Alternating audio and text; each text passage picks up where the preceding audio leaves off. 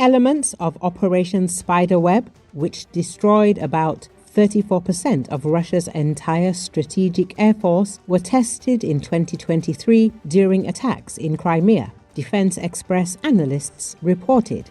Recently, the SBU handed over to the Museum of the History of Ukraine in World War II a damaged, unmanned naval drone, Sea Baby, which has become a true symbol of innovative combat operations. This drone successfully completed several combat missions, having traveled more than 4,000 kilometers in total across the Black Sea and each time safely returning to base. Thus, Sea Baby made at least 4 exits to the maximum declared range, about 1,000 kilometers. During the ceremony of transferring the drone to the museum, Brigadier General of the SBU Military Counterintelligence Ivan Lukashevich noted that it was Sea Baby that became the first sea drone in the history of Ukraine to carry out a mission to destroy Russian helicopters at the Kacha airfield near occupied Sevastopol. According to Lukashevich, this operation took place last year, that is, in 2024. At the same time, it is known that public information about the attack on Kacha when Mi-8 helicopters were hit appeared back in May 2023. The Sea Baby drone tested several new technological solutions that formed the basis of the Spiderweb.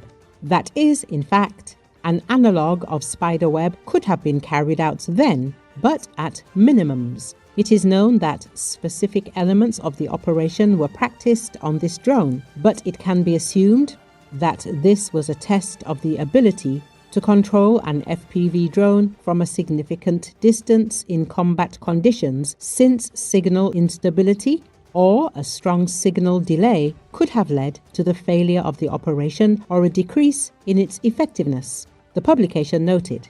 Let us recall that on June the 1st, Ukraine carried out a unique special operation in the rear of Russia, striking strategically important enemy targets at 4 airfields: Belaya, Diaghilevo, Olenia, and Ivanovo.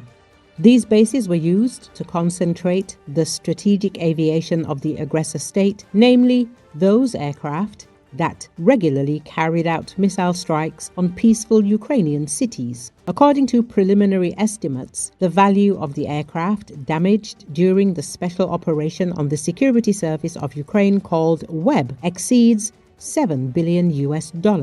The total losses of Russian aviation as a result of the strike amount to 41 units. As reported, among the destroyed and damaged aircraft were the Tu-95, Tu-22M and Tu-160 strategic bombers, the AN-12 and IL-78 reconnaissance and transport aircraft, and the A-50 airborne early warning and control aircraft. Military experts have already called this operation the Russian Pearl Harbor.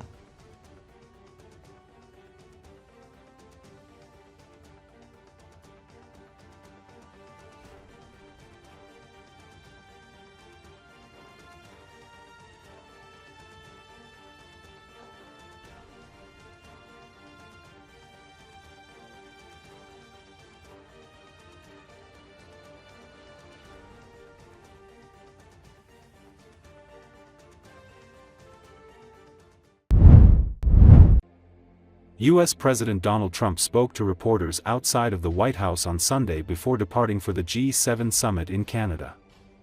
According to Associated Press, Trump, asked what he's doing to de-escalate the fighting between Iran and Israel, said he hopes there's going to be a deal, but added, sometimes they have to fight it out. He also said the U.S. supports Israel's defense. The president said thinks we'll have a few new trade deals at the G7. And he said protesters would rip apart Los Angeles's if he didn't send the National Guard. They come and they check, is the National Guard going to be there? And if the National Guard is there, they don't even show up, he said.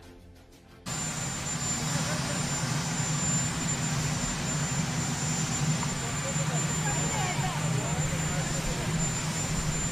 we're going to Canada. Last night was a tremendous success with a fantastic audience. It was supposed to rain. They gave it a 100% chance of rain, and it didn't rain at all. It was beautiful. And so I asked if they gave it 100% chance, right? 100% it was going to rain like crazy, and it didn't rain at all.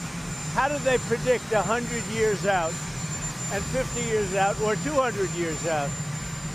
They didn't do too well, the weather people, last night, but it was beautiful. President, are you and Prime Minister Netanyahu on the same page concerning how to deal with Iran? Well, we get along very well, and I will tell you that I think we have great respect for each other. Can you give us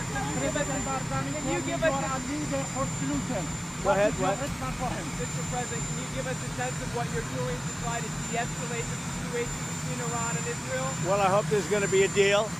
I think it's time for a deal, and we'll see what happens. But sometimes they have to fight it out, but we're going to see what happens.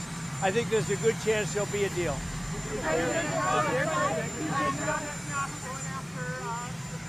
What?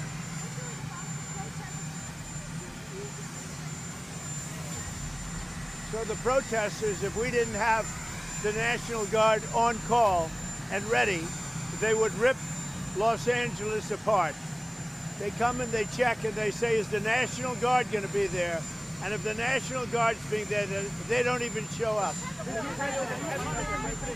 you asked Israel to pause their airstrikes into Iran? Well, I don't want to say that. Mr. President, do you expect to have some trade deals announced at the G7 summit coming up? Look, we have our trade deals. All we have to do is send a letter. This is what you're going to have to pay. But I think we'll have a few new trade deals, yeah. Will the U.S.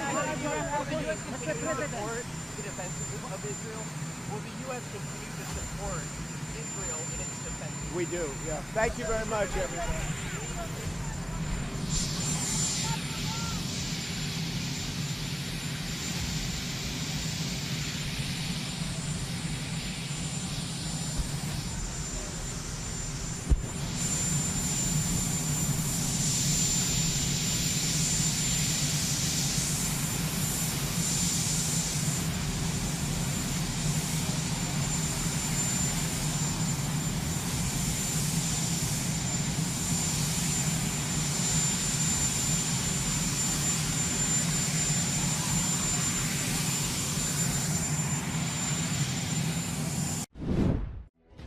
Israel has carried out one of the largest operations in its history, striking Iran's nuclear and military infrastructure. But the most impressive thing is that the attack did not come from the air, but from inside the country itself.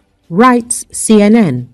Israeli security sources say Mossad agents infiltrated Iran in advance, smuggled weapons, planted explosives near key air defense sites, and set up a base for launching drones.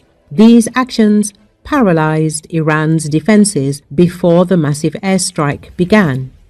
According to official data, more than 200 aircraft took part in the air operation, which hit more than 100 targets. High-precision weapons delivered by Israeli special forces were used to destroy Iranian surface-to-air systems near Tehran. Thanks to this, the Israeli Air Force was able to operate almost unhindered. All aircraft returned to base without losses. Iranian military commanders and scientists, particularly those involved in the nuclear program, have been among the main targets. Israeli intelligence has been operating in the heart of Iran, particularly in the capital, Tehran, according to sources. Numerous cases of assassinations and bombings have been recorded, filmed and published by the Israeli side itself. The operation is the culmination of a long conflict between Israel and Tehran that has been unfolding in the shadows for decades. Beginning in 2007, the Mossad repeatedly assassinated nuclear scientists in Iran, including Mohsen Fakhrizadeh, who was killed in 2020.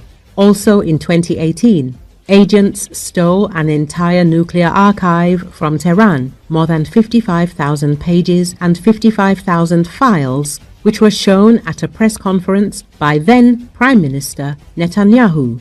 The recent attack also killed Feredun Abbasi, a key expert in Iran's nuclear program, who had said in May that strikes on the sites would not affect the nuclear weapons timetable because nuclear materials are not stored above ground.